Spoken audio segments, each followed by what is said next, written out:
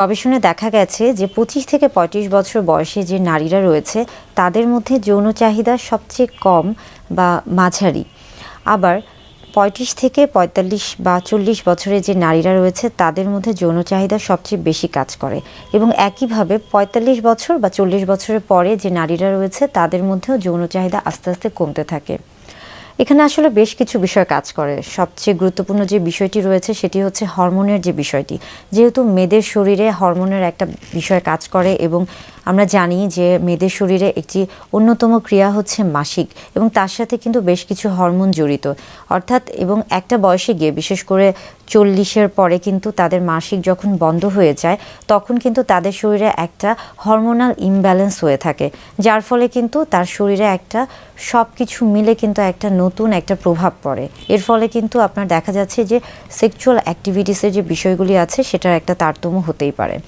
আবার অনেকে মনে করেন যে 25 থেকে 35 বছর বয়সে সবচেয়ে বেশি যৌন উত্তেজনা থাকা উচিত নারীদের ক্ষেত্রে, কিন্তু আসলে দেখা যায় যে 25 না, বরং 35 থেকে 40 এই বয়সটা, বা 32 থেকে 40 এই যে মাঝারি যে বয়সটা, এই বয়সে আসলে নারীদের যৌন চাহিদা সবচেয়ে বেশি থাকে।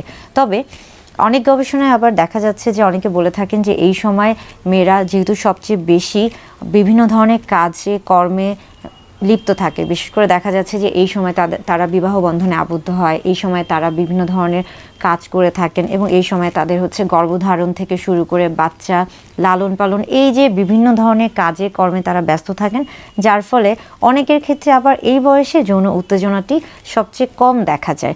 আসলে এটা মূলত দেখা যাচ্ছে যে সে যেহেতু বিভিন্ন কার্যকলাপে লিপ্ত থাকে, যার কারণে আসলে সে ওইভাবে সময় পায় না, বা তার যে মানসিক যে তৈরি, একটি শারীরিক সম্পর্কে আবদ্ধ হওয়ার ক্ষেত্রে যে মানসিক যে তৈরি বা প্রস্তুতিটা দরকার হয় সেই সময়টা আসলে সে পায় না। এই জন্য আসলে এটা নির্ভর করছে ওই মানুষের বা ওই নারীর শারীরিক এবং মানসিক অবস্থানের উপর, এবং তার দৈহিক অবস্থানের উপর, এবং তার পরিবেশ পরিস্থিতি।